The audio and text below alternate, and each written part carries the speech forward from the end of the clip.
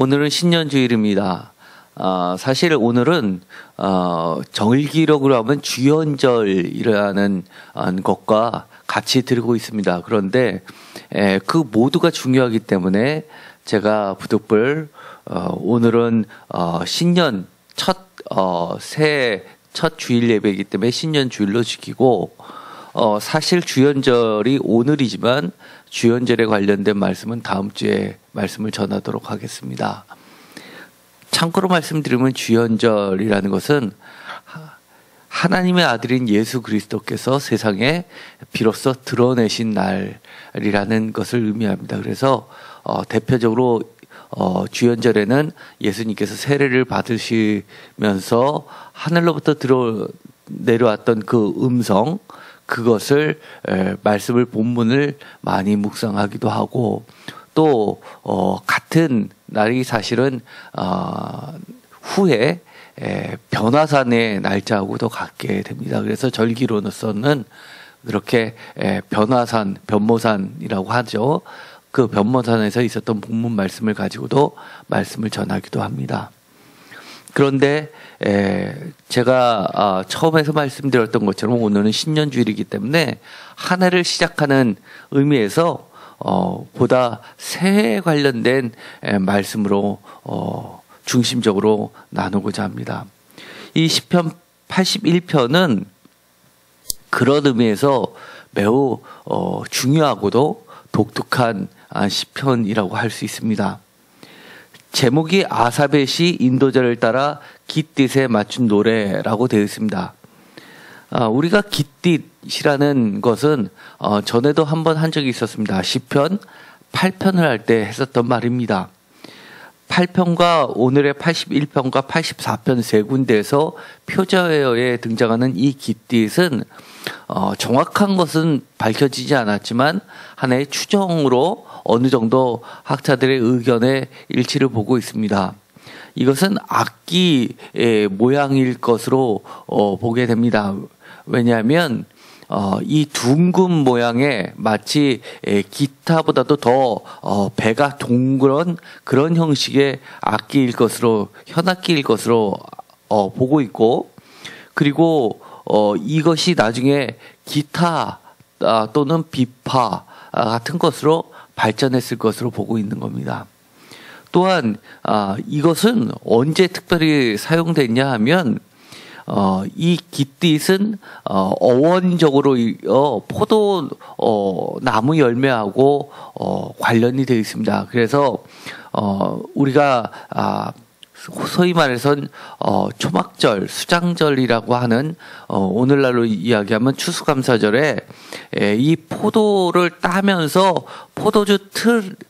포도주를 만들기 위해서 포도를 따서 이 커다란 대야 같은데 포도를 읊고 사람이 들어가서 발로 밟으면서 집을 만들면서 함께 노동가를 부르면서 부르는 노래였을 것으로 추정을 하고 있습니다. 그래서 대표적으로 이것은 이 초막절에 부르는 노래라고도 할 수 있습니다. 우리가 지난번에도 말씀을 나눈 것처럼 사실은 신년, 유대인의 절기로서 신년은 나팔절, 그리고 대속제일, 나팔절이 7월 1일, 대속제일이 7월 10일, 그리고 초막절이 7월 15일부터 21일 일주일간 드려지는 그 예배이다 보니까 사실 이렇게 초막절에 부르는 노래나 사실은 이 신년에 부르는 거나 크게 다르지, 큰 틀에서는 크게 다르지 않습니다. 오늘 이 81편은 특별히 3절에 있는 말씀을 따라서 공식적인 예배에서 사용됐었던 것으로 보이게 됩니다. 3절에 보면 초하루와 보름과 우리의 명절에 나팔을 불지어다 라고 하면서 여러 가지 악기들을 동원하고 있습니다. 2절에 보면 이 나팔과 함께 아름다운 수금, 비파, 그리고 소곡까지를 아우르고 있습니다. 함께 아우르다라는 것은 함께 연주를 하라는 겁니다. 그래서 특별히 이 3절에 있는 나팔을 부는 때를 초하루, 전에는 우리가 월삭이라고 했죠. 유대인의 절기는 우리나라 고대 한국의 달력처럼 원력을 사용했습니다. 왜냐하면 농사를 짓는 국가들은 대부분 다 원력, 이 음력을 사용했기 때문에 이 달의 모양을 보고 나서 시기를 정했죠. 그것이 절기하고도 관련돼 있어서 굉장히 기후를 예측하는 데는 적합했기 때문입니다. 그래서 초승달 모양으로 되는 것을 월삭, 초하루라고 했고, 그 다음에 가장 둥근 게 바로 보름, 음력으로 15일이 되겠죠.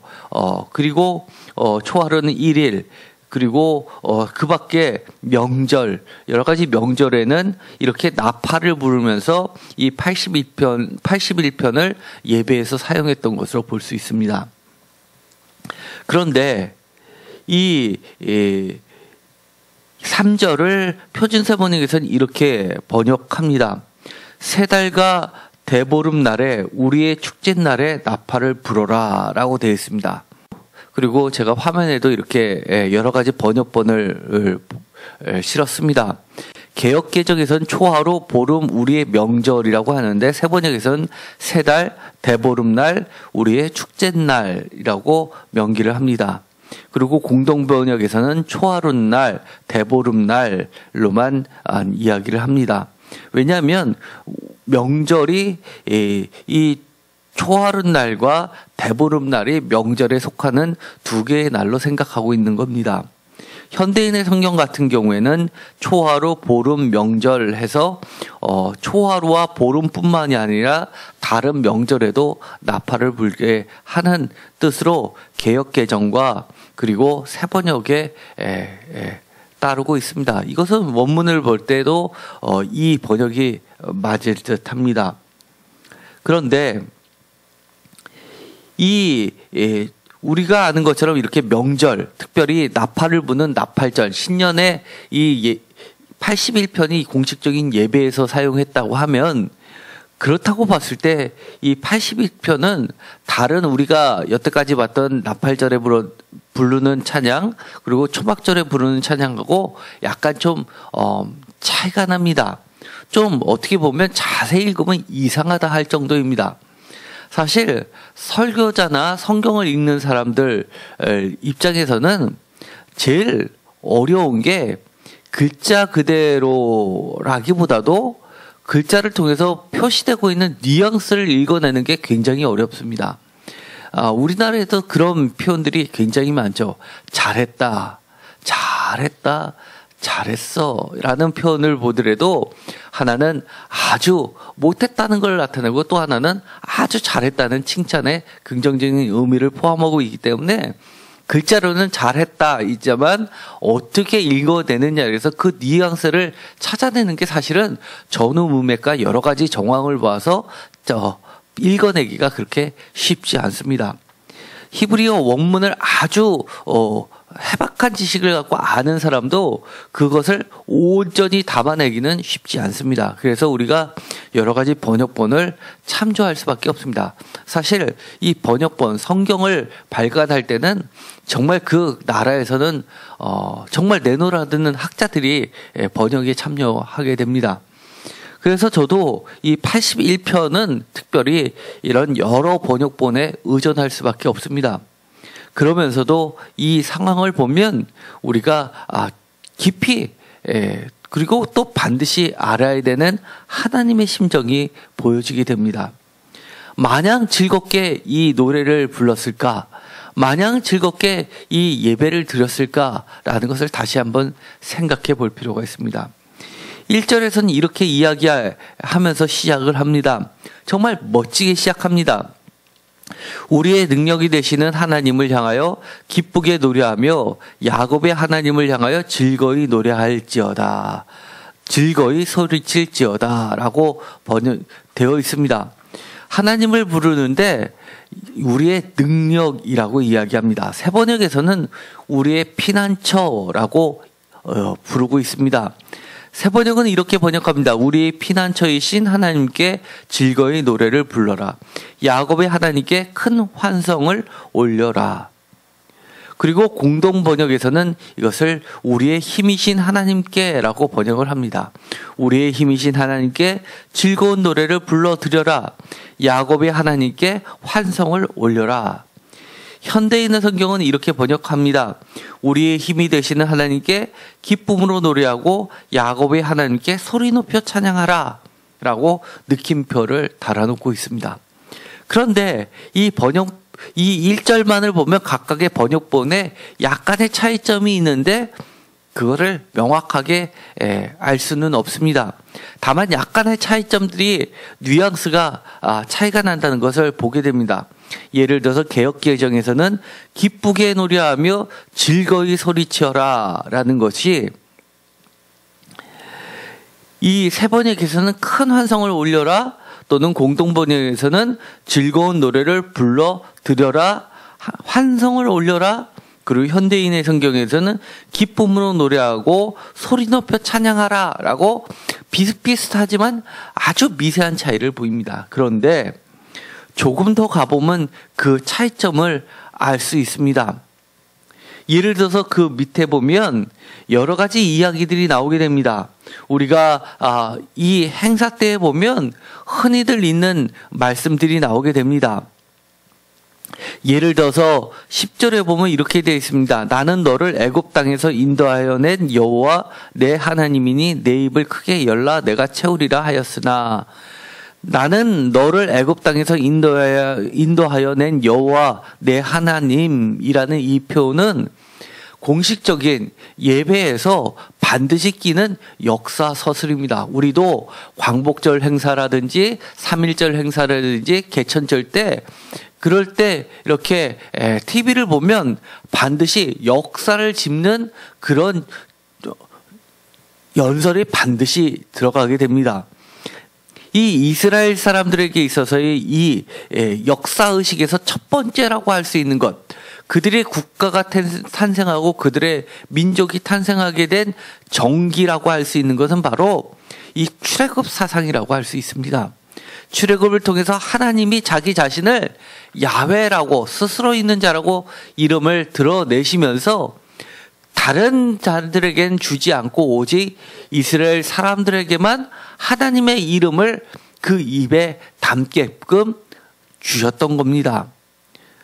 여기서 보면 내 입을 크게 열라 내가 채우리라 라고 하셨다는 겁니다. 사실 이 표현은 굉장히 어려운 표현입니다. 제가 여러 가지 구약을 말씀을 드릴 때 구약의 그 사전을 썼던 구약 학자도 한 30%는 아직 다 밝혀지지 않은 난해구입니다라고 말씀을 여러 차례 드렸습니다. 그런데 이 부분도 마찬가지입니다. 내 입을 크게 열라 내가 채우리라 라고 하는 것은 흔히 하나님께서 예언자들에게 주실 때 많이 하십니다. 예를 들어서 모세가 나는 입이 둔한 자다라고 할 때 입을 붙여주십니다. 또한 에스겔서에서 보면은 두루마리를 먹으라고 하면서 입에다 채워주시는 게 하나님의 말씀입니다. 이처럼 하나님의 입을 대신하는 자가 예언자이고 그 사람의 입에 하나님께서는 하나님의 말씀을 채워주셨습니다. 여기서 보면 나는 너를 애굽 땅에서 인도하여 낸 여호와 하나님께서 출애굽을 시키면서 이스라엘 백성들을 택하셔서 그들에게 자유를 주심과 동시에 그들을 통해서 모든 인류의 제사장으로 삼으신 것을 우리는 간접적으로 알 수 있습니다. 그래서 이스라엘 사람들을 통해서 하나님이 전파되었고 하나님의 말씀들이 퍼져나가게 되었다는 것 우리는 이미 알고 있습니다. 그래서 예수님이 오셨을 때도 이 구약을 전부 버리신 게 아니라 율법을 완성하셨다라고 이야기하시는 겁니다. 하나님의 영원한 계획은 바뀌지 않는다는 것, 그리고 흐트러짐이 없다는 것을 우리는 다시 한번 알 수 있습니다. 그런데 또 다른 해석은 이렇습니다. 여기서 초막절 또는 신년 나팔절에 이 예배를 드리면서 내 입을 크게 열라 내가 채우리라 라고 하면서 예언자에게 주셨던 그런 말씀을 이스라엘 사람들에게 다시금 각인시켜 주는 것일까라고 하면 왠지 조금 어울리지 않는 듯합니다. 왜냐하면 그의 뒤에 보면 우리가 기존의 다른 초막절에서 늘 상투적이라고 할 수 있을 정도로 나오는 이야기가 있기 때문입니다. 이 81편 뒤편에 보면 하나님께서 많은 부분을 축복의 말씀으로 가득 채워주고 계십니다. 16절입니다. 16절을 다 같이 읽겠습니다. 또 내가 기름진 밀을 그들에게 먹이며 반석에서 나오는 꿀로 너를 만족하게 하리라 하셨도다. 아멘. 이것은 그야말로 대표적으로 이런 축제날에 적합한 하나님의 약속들입니다. 그런데 다른 데 같으면 또 깃딧이라는 표제어를 보면 그 축복이 포도주 틀을 밟으리라 아니면 새 포도주를 채우리라 라는 말이 나와야 될 텐데 이상하게도 여기서는 기름진 밀이 나옵니다. 사실 밀추수는 초막절기보다도 어디에 가까웠냐 하면 바로 맥추절에 가까운 겁니다. 또한 반석에서 나오는 꿀로 너를 만족하게 하리라 라는 것도 사실은 꿀 이야기도 이런 예를 들어서 달콤한 것 대추야자 그런 것들도 다 초막절에 나오는 건데도 불구하고 초막절하고는 관계없는 이렇게 반석에서 야생에서 채취하는 꿀, 우리가 흔히 알고 있는 바위에서 따는 야생 꿀 대표적인 게 석청이라는 게 있죠. 그것은 굉장히 비싼 그리고 귀한 꿀입니다. 그것은 보통 이런 산에서 채취하는 그런 꿀하고도 질적으로 다른 굉장히 고급 꿀에 해당합니다. 저도 옛날에 출장 다니면서 네팔을 출장을 갔더니만 네팔에 있는 바이어가 저에게 귀한 선물을 해준다고 하면서 준 것이 있었는데 그것이 바로 석청이었습니다. 네팔 그 높은 산들 절벽 있는 데를 이 산을 타는 네팔 전문인들이 밧줄을 절벽을 타고 내려가서 거기서 이 석청을 캐가지고 오고 그리고 그것을 벌집이 있는 그대로를 보여주면서 거기서 사람이 있는 데서 직접 그것을 짜서 이렇게 병에 담아주는 그 귀한 꿀을 제가 받은 적이 있습니다. 그게 워낙 네팔에선 유명하다 보니까 한국 관광객들은 그것을 네팔을 오면 심지어 사람을 사가지고 그것을 대량 채취하는 경우도 있습니다. 그래서 그 네팔 지역 주민들을 외국인이 따는 것을 금지시켰고 반드시 그것을 따려면은 그 동네 사람들을 시켜서만 따야 되고 아니면은 체포를 하는 그런 일들이 발생했습니다. 그리고 노동자들은 그것을 지역에다 또 일부를 내고 해서 그 지역도 살리는. 그래서 제가 그 당시에 갔을 때만 해도 한의사들이 그것을 대량으로 가져가는 그런 모습들도 봤습니다. 벌써 한 20년 전인데도 불구하고 정말 이런 병 한 1리터도 안 되는 그런 병인데 거기다가 하나를 따면 거의 100불을 그 당시에 100불을 줘야지만 됐을 정도로 아주 비싼 거였습니다. 그런데 그런 고급 여기서 나는 이 반석에서 나오는 꿀이라는 것은 매우 기름지고 고급진 음식을 상징하면서 그런 석청으로 너를 만족하게 하리라 라고 하는 축복의 말씀을 해주십니다. 그래서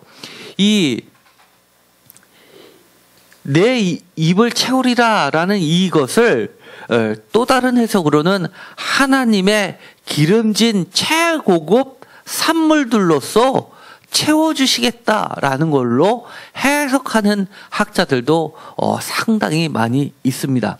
어쨌든 간에 이것을 하나님의 말씀으로 하든 아니면 또 다른 우리가 인간사에서 겪게 되는 하나님이 주시는 하나님의 축복들로 해석하든 모두 다 가능한 해석이라고 할 수 있습니다. 어쨌든 간에 이 시인은 계속해서 이야기를 합니다. 이처럼 하나님이 너무나 귀한 축복을 주시기 때문에 당연히 우리는 이렇게 읽을 수 있습니다. 당연히 즐거이 노래하며 당연히 기쁘게 노래하며 함성을 지르며 그리고 시를 읊으며 소고도 치고 아름다운 수금의 비파를 아우를 수 있는 게 당연하지라고 생각한다는 겁니다. 그런데 그 이하를 쭉 읽다 보면 그렇지 않음을 보게 됩니다. 4절 이는 이스라엘의 율례 야곱의 하나님의 규례도다라는 것을 보면 공식적인 예배라는 것이 분명합니다. 이렇게 절기를 통해서 즉 예배를 통해서 하나님을 가까이 하라는 게 하나님의 명령입니다. 예배를 왜 드립니까? 기쁨일 때 왜 예배를 드립니까? 기뻐하고 감사만 하면 되지. 그러나 그 감사의 근원이 하나님으로부터 왔다는 것을 인정하는 것을 통해서 우리는 우리의 신앙을 키워나간다는 것을 알 수 있습니다. 우리가 복을 받아도 내 실력 때문에 이런 복을 받았지 아니면 올해 날씨가 좋아서 이런 추수를 거뒀지라고 생각한다면 그것은 하나님과는 아무런 관계가 없는 것이라는 것을 다시 한번 가르쳐주고 있는 겁니다. 하나님은 우리의 힘이 되신다라고 하는 것은 단순히 우리가 이렇게 좋은 일이 생겼을 때만 정말 힘이 솟구치는 그렇게 해주시는 하나님이라는 것이 아닙니다. 왜냐하면 이 5절에 보면 이렇게 되어 있습니다. 하나님이 애굽 땅을 치러 나가시던 때에 라고 이야기하면서 6절에 보면 어깨에서 짐을 벗기고 그의 손에서 광지를 놓게 하였도다 라고 이야기를 해주시기 때문입니다.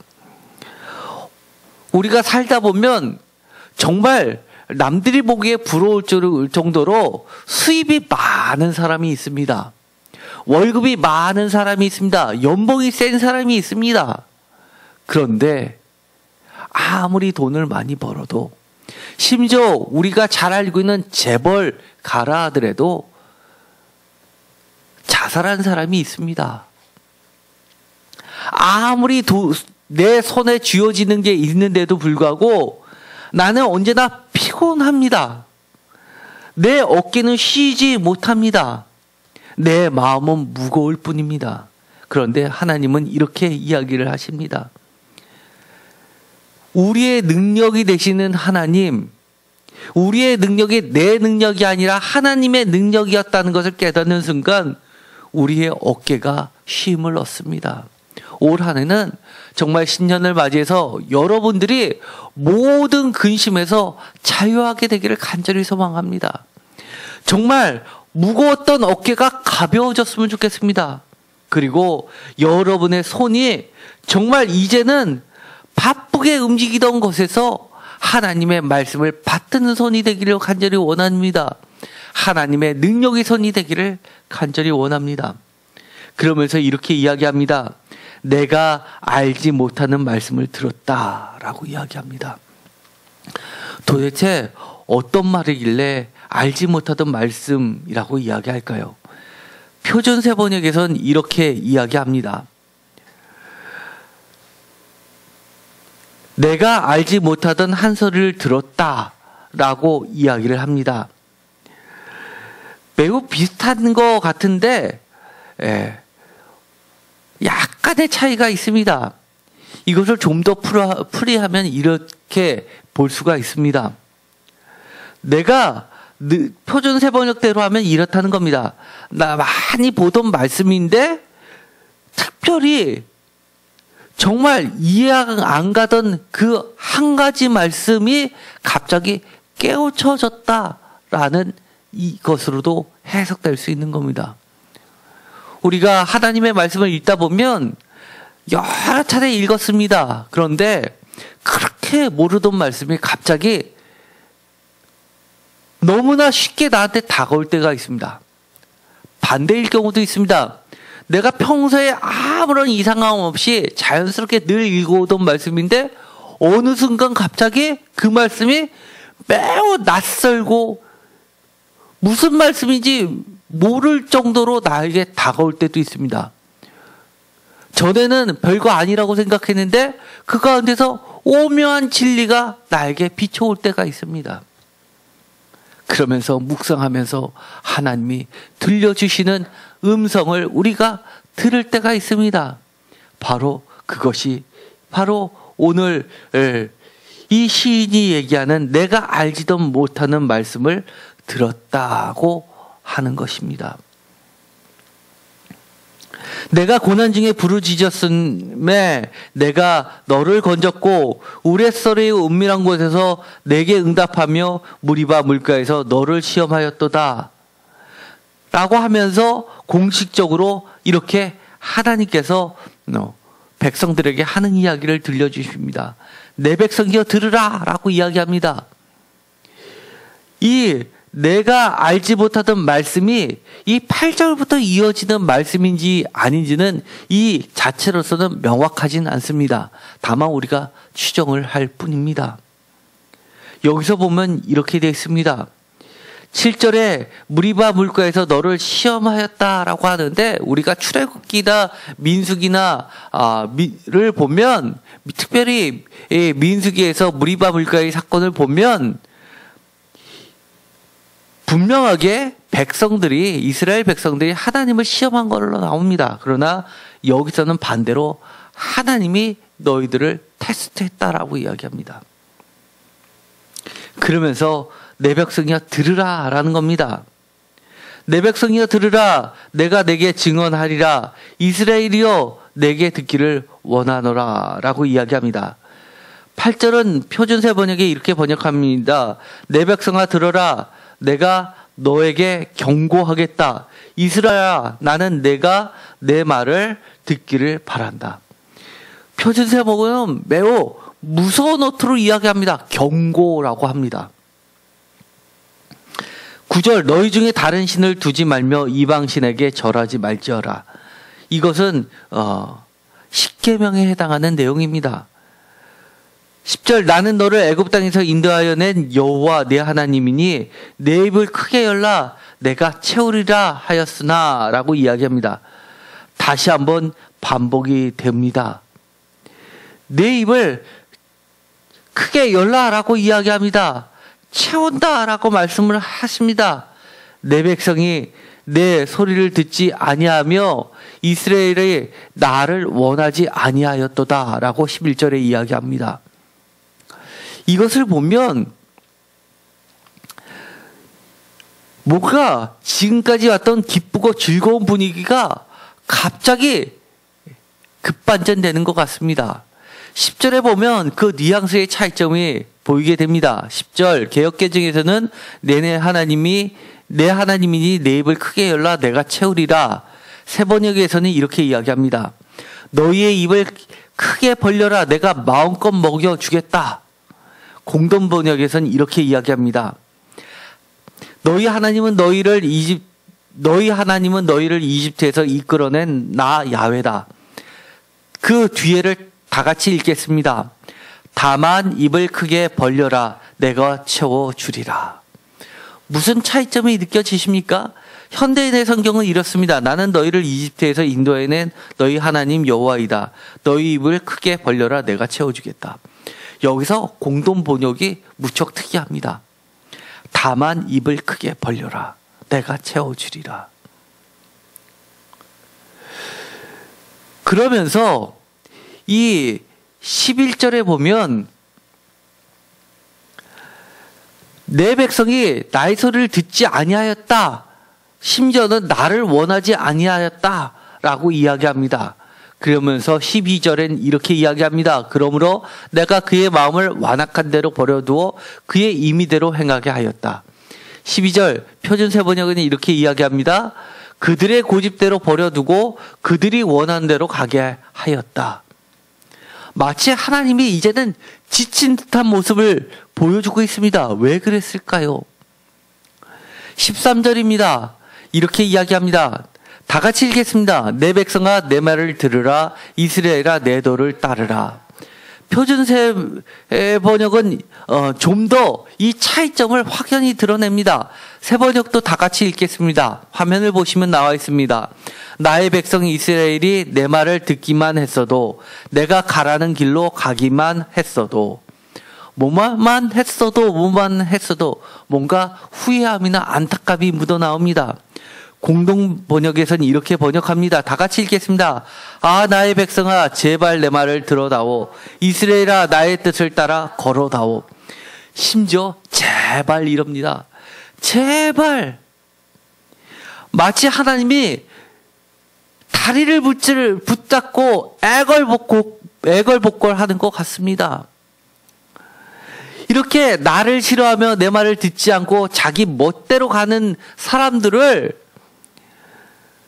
그저 바라만 보는 게 아니라 어떻게 하든 붙잡고 싶은데 마치 떠나가는 사람은 이스라엘 백성들은 그 붙잡는 하나님의 손을 뿌리치면서 또 손을 뿌리치니까 바지가랑이를 잡고 질질 끌려가시는 하나님을 발로 걷어차면서 내빼는 것 같은 느낌을 보여줍니다. 현대인의 성경은 이럽니다.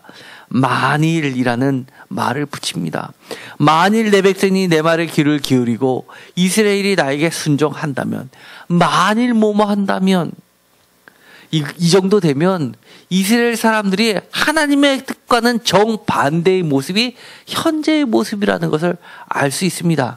한마디로 이스라엘 사람들에게 했던 것, 9절 너희 중에 다른 신을 두지 말며 이방신에게 절하지도 말지어다 라는 것이 하나님의 계명을 잘 지키고 있는데 앞으로 잊지 말기 바라는 마음에서 반복해서 기억나게 하기 위해서 하는 말이 아니라 이미 이들은 하나님을 잊을 대로 잊어버렸고 다른 신을 이미 마음에 두었고 이방신에게 이미 절하는 상태라는 것을 우리는 알 수 있기 때문입니다.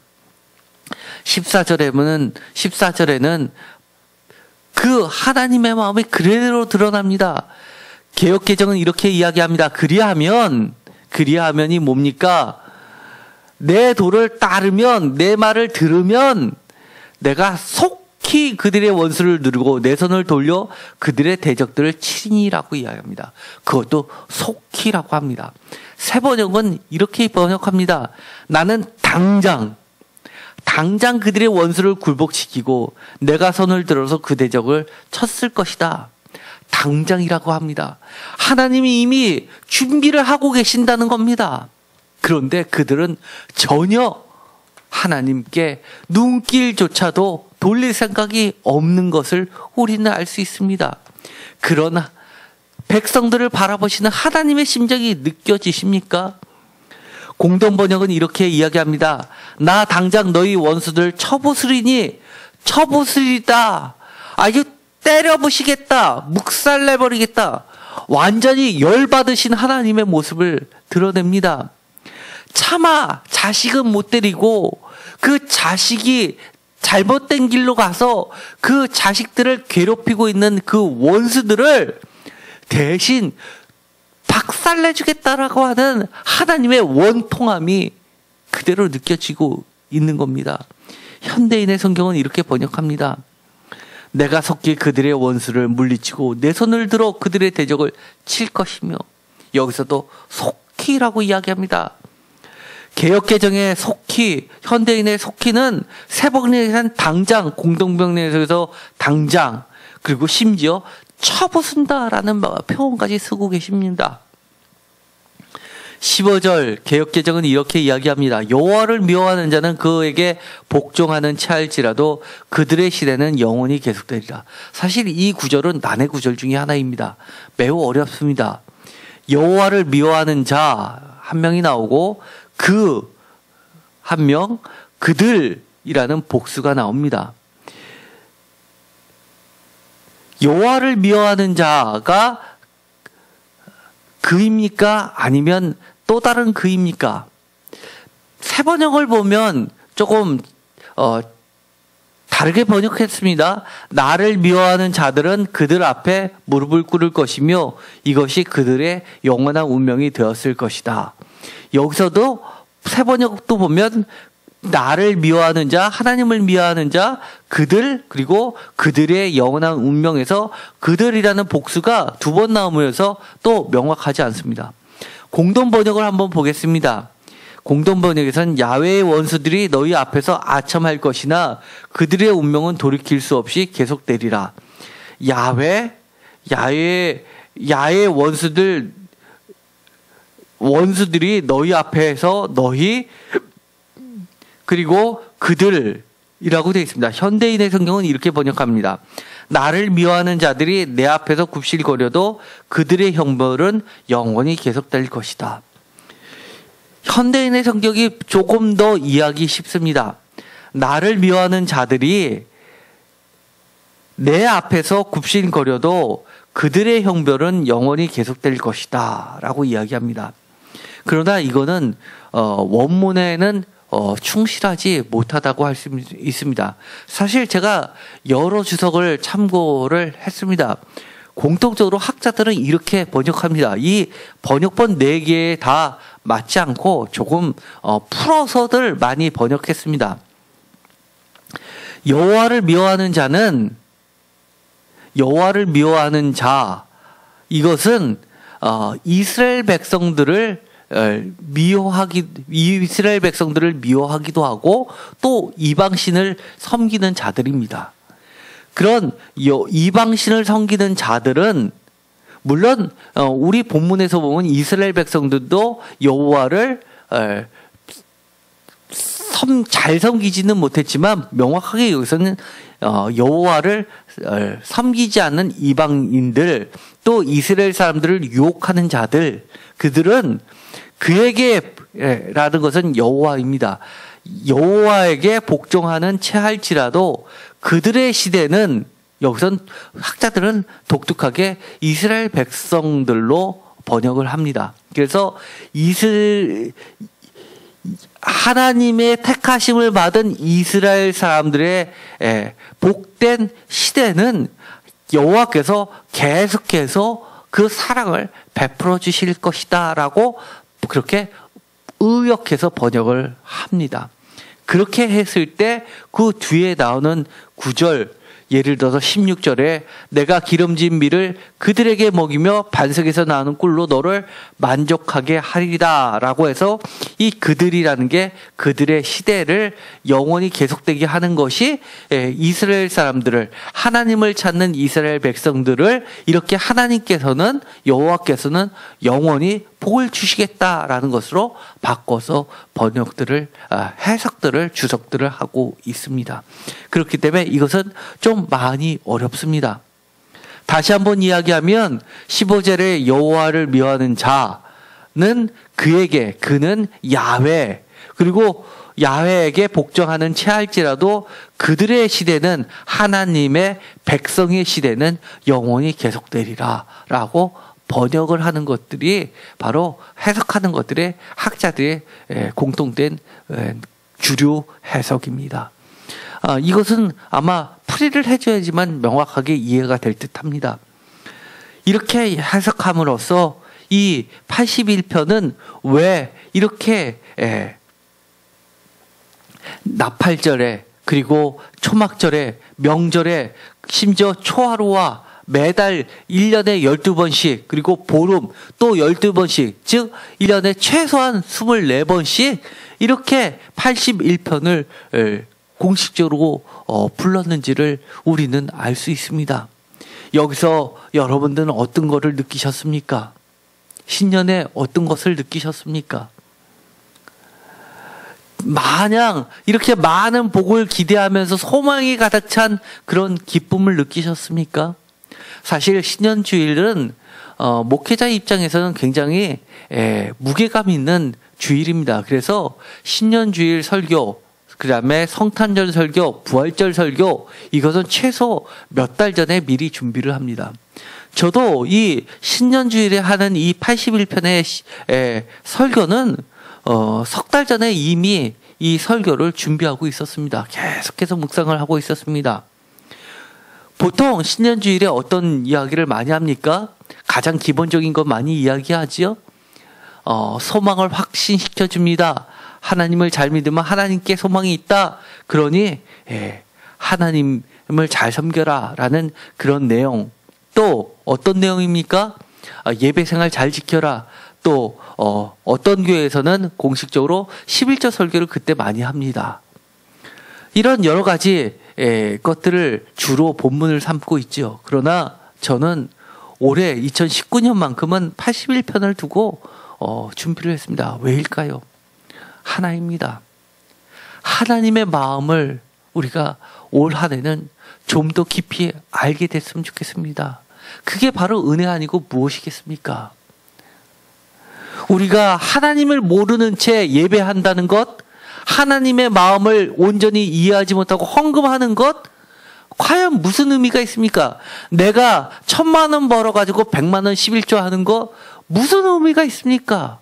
어떻게 보면 하나님의 입장에서는 하나님의 마음을 전혀 알아주지도 못하고 내가 많이 벌었고 내가 이만큼 돈 벌었으니까 규정에 따라서 이 정도 헌금하는 건 사실 성금이 아니라 하나님 입장에서는 그런 것들은 품위 유지비일 수 있는 겁니다.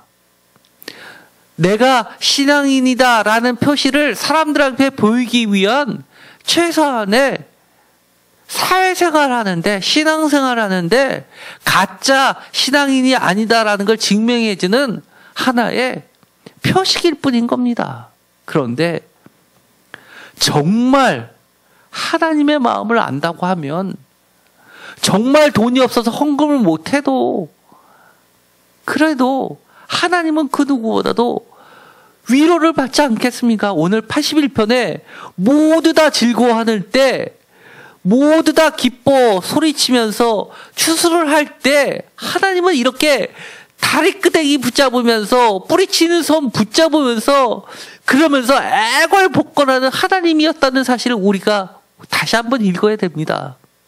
제발이라고 이야기하면서 즐거이가 아니라 저는 그래서 즐거이라는 말 대신에 기꺼이라는 말을 바꿔서 해석하고 싶습니다. 그래서 오늘 제목은 이랬습니다. 새날 신년 초하루에 우리의 능력과 소망 되시는 하나님께 제발 기꺼이 나팔을 불자. 이것이 오늘 제목이었습니다.